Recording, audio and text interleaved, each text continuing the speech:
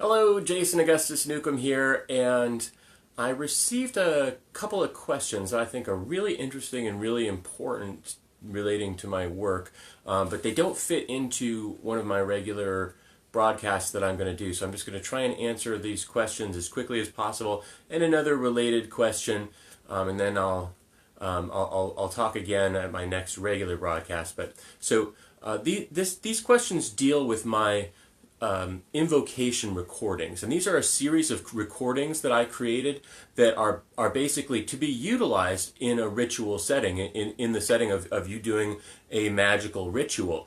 I've got some that are about the Goetia. I've got some that are about various archangels, and also the planetary spirits and the elemental beings and so forth. I basically created these because I wanted to have the ability to be the scryer in magical operations without necessarily having to have another person be involved, so I could get into the right mental space in order to have visions without having to have another person involved in the ritual practices, and also to allow me to utilize a number of different things. I've got these specific frequencies of sound that I utilize for the different energies of the planets and the elements and so forth. And so by creating these recordings, I've created these fairly intense experiences that you can have for yourself, and you can do it. But this person asked me, how do we best put your recordings of the Goetic, Enochian, or planetary spirit calls to work for us in evocations? Are we supposed to memorize what you say and then speak it in time with your recording? Or do we repeat it after you say it? Or do we just stand there in a pose of invocation while your recording is going? Well, I mean, first of all, that last one, I honestly, when I'm utilizing them, although I might stand up for a certain portion of it, like if I'm creating the circle space, but I usually sit, and I sit on one of these meditation pillows that are popular in Zen Buddhism, and I sit at my altar, which is fairly, I've got a couple of them, but they're all fairly low to the ground, so that they're in a position where I can sit and have my visionary experience. And I will use a crystal ball sometimes. I also have a fairly large black mirror that I use pretty frequently. And then sometimes, if you've watched other videos of mine, I actually create an entire blacked out area in there, and so sometimes I don't even use any sort of scrying device at all, and it's dark enough when there's just candlelight that it just basically this room that my office, I've completely blacked out. It doesn't there's no windows in it, so it's just complete darkness in here when I turn out the lights, so I don't really need to have any scrying device, because my whole magical space can be a scrying device. Although I still do use the crystal a lot, because it's a nice focal point for beginning the process, and I find it to be quite useful. So the question that comes up here, how do we utilize it? I'm going to answer that basic question really quickly, but then there's another more complicated question that kind of goes along with it, which is, how do you properly use these in general? But in the practical use of it, basically, I've designed these recordings so that there's a sentence or so of the invocation, and then there's a pause that's of equal length in the invocation process. So in other words, I invoke you, Zadkiel, will be by itself. I'll say that in the recording, and then there's enough space for you to say, I invoke you, Zadkiel, aloud, if you want to. Now, I suggest that you do it that way, although just having heard it, it's not entirely necessary for you to do so. If you find that your subjective awareness gets thwarted by you speaking a lot in the process, you can skip it. However, those of you who are familiar with my work, and I'll cover this more in a later video, I suggest speaking aloud actually into a recording device while you are doing your ritual, so that you have a record of it automatically, and also so that you're integrating the power of the communicative process to keep you from going off the rails in your invocations, because it's very easy if you're just sitting there staring at a crystal ball to have a lot of different stuff going on. Different parts of your consciousness are pulling you in various ways. Whereas if you're speaking aloud and you're directing your attention at the work that you're doing, you're going to find yourself staying focused and staying on track much more easily. So that's the basic ritual, strategy that I'd recommend using. You listen to the recording and you speak along with the invocation, and then you report what you're seeing in your scrying device into a recording device as you're doing this. Now, I'm going to get back because I want to talk a little bit more about the process outside of just those really basic things. But I want to talk about this person's second question, because it's something that I think is really fascinating, and it's something that I've heard too. And so this is what she asked: I've often heard throughout the years that magicians or witches shouldn't use electronic devices in a magical working because the energies clash, and that basically technology doesn't belong in a magical ritual. What do you say about that? I mean, this is a very important question, and one that I think a lot of people are silently asking themselves when they encounter my work or the work of many other people who also utilize technology. I mean, for instance, Denning and Phillips created a series of pathworking recordings. Obviously, Shakti Gawain with her creative visualization created recordings.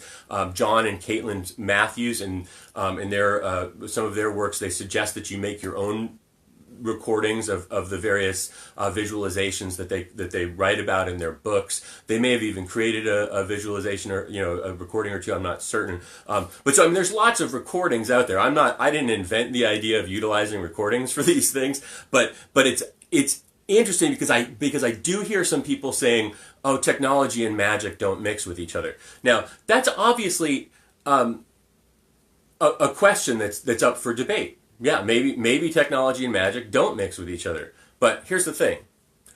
There's absolutely zero evidence that technology and magic don't mix with each other. There's been no peer-reviewed studies. There's been no that statement by whoever is saying it, and there's a few people out there doing it, is just based on whatever their beliefs are. It has nothing to do with reality whatsoever. It has nothing to do with anything except for what they think might be true based on either something they were told by somebody else or something they just simply made up in their head because they don't like the idea of technology. I've encountered this again and again in the magical field in particular, because there's so many people who just sort of come into it through books or something, and so once they have been around for a while, they start asserting their opinion as if it were an absolute fact. And of course, it's not. It's just an opinion, and very often opinions are not based on anything. I once had an experience where I was involved in this initiatory group, and I was sort of in a leadership position within it, and it was a large group that spanned the country and the world, and I was involved in this chat group about the order and how to run your body as well as you could. And this one person said in their initiation they didn't have any local group near them, so they had to travel 150 miles in order to get the initiation. And they felt that was a very powerful part of the experience. And they said everybody should have to travel 150 miles to go to their initiation. So they should go to different places to be initiated so they can have that 150-mile journey. Well, that's that person's experience. They enjoyed it. It meant something to them. But it has absolutely nothing to do with the rituals whatsoever. There's really no reason to travel 150 miles to have this initiation whatsoever. But this person was very insistent and felt like it was an important thing that everybody should be doing. And that is exactly where we're at this time with technology and magic. Some people feel like you shouldn't do it, and some people are like, yeah, no, I do it all the time. There's a lot of people who will utilize trance music of various kinds, or music that's been designed for the various energies when they're doing a ritual, and play it aloud in the room that they're in. Not now with my work, I recommend that you utilize headphones, and you have the experience that way. And this brings us to a question that I'm again going to address in a future video, which is the subjective nature of spirit communication. can you, if you have headphones on, are you blocking the spirits from communicating with you in some way? And the answer is, of course not. The communication with spirits is through the medium of our consciousness. And in fact, this whole psychological versus spirit model is a completely, it's a straw man argument that has no validity. If spirits are real and you approach them from a psychological perspective, you're going to get surprised when a real spirit shows up. If spirits are a psychological phenomena and you approach them as if they're real, you're going to have that psychological experience as if it's real. It's not a real argument whatsoever. It's simply people proposing belief systems and forcing others to accept them, or to listen to them ramble about them. Whether spirits are real or not is irrelevant to the process, which is a process in consciousness. And I would argue, in fact, that everything is a process in consciousness. Our entire experience of the universe, according to modern ideas about the nature of optics and the human brain, is that everything that we experience is in our mind. We have no idea what the world actually looks like. Everything is processed through the nerve channels of our brains and fed into our consciousness in a subjective way. There's no such thing as objective reality whatsoever. Now, we all share different experiences, but they're not necessarily the same experiences at all, because we are each processing them through our consciousness, through our mind. So the argument about that is just silly. And of course, you're going to be able to communicate with spirits if you have headphones on, because they aren't speaking to your ears. I want to go back, and I don't want to talk forever, but so I've got these recordings that I've created for doing ritual magic in a way with your listening to stuff and being able to sit and be the seer while it's going on. I've also created a number of other tools, and my preferred way of you utilizing my materials is to utilize some other stuff before you get into the invocations. First of all, I have a practice that I teach based on the different energies of magic, and I suggest that you listen to my sound recordings, the binaural recordings for the different elements and planets, and do meditations on the different energies until you feel those strongly. Until the next time that you hear those energies again, those sounds again, you feel that energy coming automatically. And that's not a process of a lot of days. That's a process of doing it a couple of times, and suddenly those energies are called upon in your consciousness the moment that you hear those. I also suggest that you utilize my incense or some other incense consistently, but mine, I recommend mine just because I know the smells are all very different of the incense, and they're all appropriate to the energies, and they all smell relatively good. You might not love Saturn or Earth, but they're relatively pleasant smelling scents that are appropriate associations with those energies. And when you combine those sounds with that smell, all of a sudden your consciousness is starting to automatically invoke those energies the moment that you hear those sounds.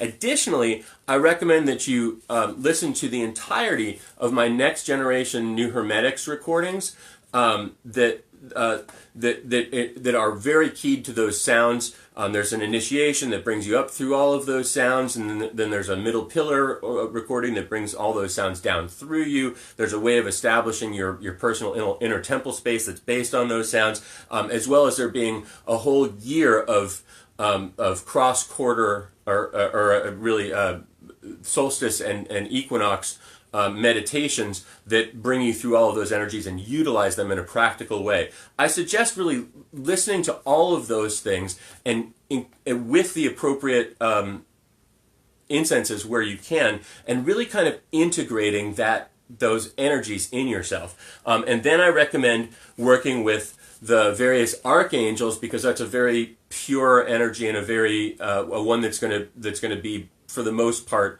on your side as you listen to it, or as you work with it. They aren't necessarily the easiest to establish contact with. I think that some of the lower spirits are actually much easier to kind of get that connection with, but they bring you to a space in which you are elevated in those things. And even before you listen to those, I also recommend that you listen to the entirety of my pathworking series that takes you through the whole tree of life, and in those you basically you work with the archangels for a little bit in every single one of those recordings. So it's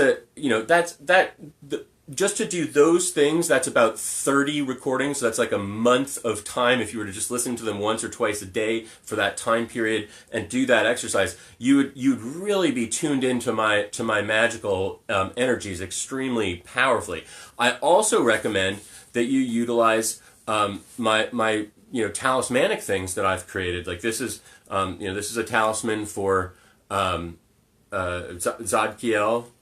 Today's Thursday, so I've got these out. And then these are for Yophiel and Hismael talismans for those working with those things. And what you can do is you can just take a little chain and put this is a Goetic one. What is this? Orobas? Oh, Visago. You can